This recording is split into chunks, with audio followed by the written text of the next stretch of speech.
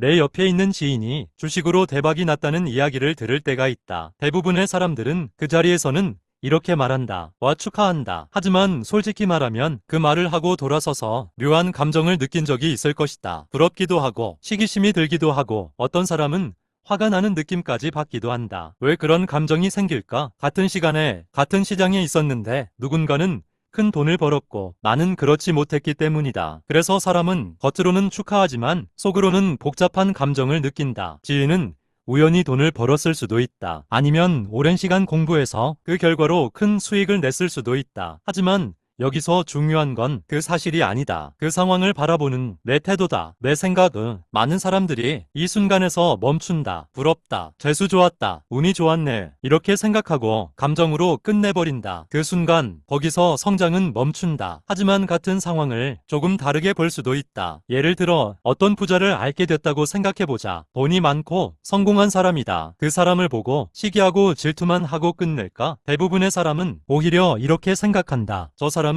어떻게 돈을 벌었을까? 그래서 우리는 책을 읽고 성공한 사람들의 이야기를 찾아보고 그들의 생각을 배우려고 한다. 흥미로운 건 지인의 성공을 볼 때는 이 태도가 잘 나오지 않는다는 것이다. 왜냐하면 우리는 그 지인을 나와 같은 사람이라고 생각하고 있기 때문이다. 같은 사람이라고 생각했는데 결과가 달라졌을 때 그 차이를 인정하기보다 감정이 먼저 올라온다. 그래서 어떻게 해야 할까? 그럴 때 생각을 하나만 바꿔보면 된다. 그 지인을 단순히 친한 사람이 아니라 돈을 많이 번 사람이라고 생각해보는 것이다. 그 순간 질투의 감정이 조금 줄어든다. 그리고 질문이 생긴다. 어떤 종목을 봤을까? 왜 그 시점에 투자했을까? 얼마나 오래 들고 있었을까? 이 질문이 시작되면 더는요? 감정 대신의 관찰이 시작된다. 투자에서 성장하는 사람들은 이 과정을 반복한다. 누군가의 성공을 감정으로 소비하는 것이 아니라 데이터로 보기 시작하는 것이다. 물론 모든 성공이 항상 재현 가능한 것은 아니다. 운이 섞여 있을 수도 있고 특정한 상황이 있었을 수도 있다. 하지만 그 안에서도 배울 수 있는 부분은 항상 있다. 투자는 결국 관찰의 게임이기 때문이다. 결론은 지인의 성공을 보며 질투를 느끼는 감정 자체는 이상한 일이 아니다. 대부분의 사람들이 비슷한 감정을 느낀다. 하지만 중요한 건 그 다음이다. 감정에서 멈출 것인지 아니면